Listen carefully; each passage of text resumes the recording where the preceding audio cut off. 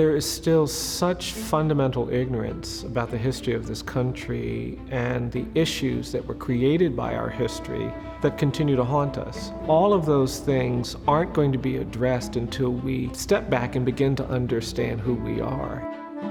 The Legacy Museum, located in Montgomery, Alabama, is the manifestation of civil rights lawyer Bryan Stevenson and the Equal Justice Initiative's decades-long work of getting America to tell the truth about its past and begin the process of reconciliation. I've been really excited by what the sites have done in terms of bringing people here, and we're very proud of the memorial. And we had these ideas that we could implement a little bit in the old space, but there was so much more that we wanted to talk about. The new space expounds upon an existing, much smaller museum and a memorial to the victims of lynching, just a 5-minute drive away. A lot of people came here from the Northeast, from New England, from other parts of the country, not aware that their communities were just as implicated in this history as places in the Deep South. Cities like Boston, Newport, New Haven, all had their economic infrastructure built on the slave trade.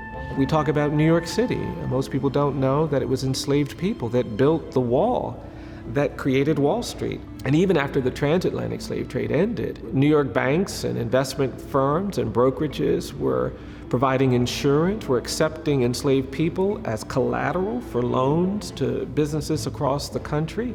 And that connection to the slave trade, I don't think is well understood. The 40,000 square foot museum occupies land where a cotton warehouse once stood. And that it's located in Montgomery is a statement in itself. This is a city that prided itself as the cradle of the Confederacy. This is a city where lynchings took place all around us. This is the city where extraordinary black people in the 1950s decided to do something to change the course of history during the Montgomery bus boycott. And we think if people come here and see us struggling, see us reckoning, see us pushing, then when they go back home, no matter where they go, they can't say, well, we can't do that in our community. Because if we can do this here, it can be done anywhere. No justice, no peace. As waves of Black Lives Matter protests took place across the country, 2020 resulted in the most support the Equal Justice Initiative had ever received. And the first time, corporations and businesses donated as well.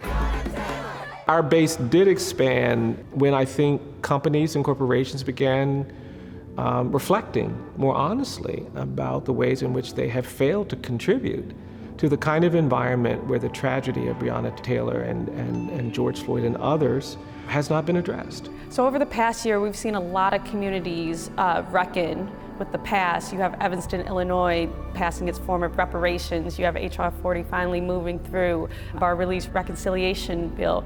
Are you personally involved in any of these lobbying efforts when it relates to reparations? Yeah, I'm very supportive, but I think it's going to be much more expansive. I don't think we can wait for the federal government to do something because these issues are local.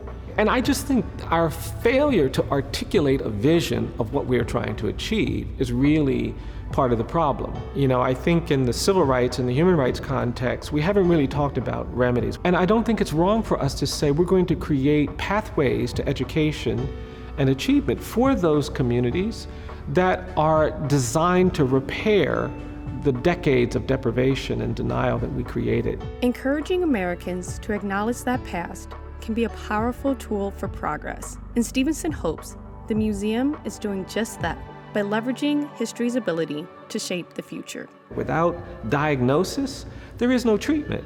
Without knowing that we had a virus circulating around the world, we wouldn't have done the things that have saved a lot of lives. That's the moment we're in right now, and that's what this museum is about, helping us name these issues and identify these issues so that we can get to treatment and correction and repair and restoration, and that one day our children will be free of the burdens that so many of us still bear.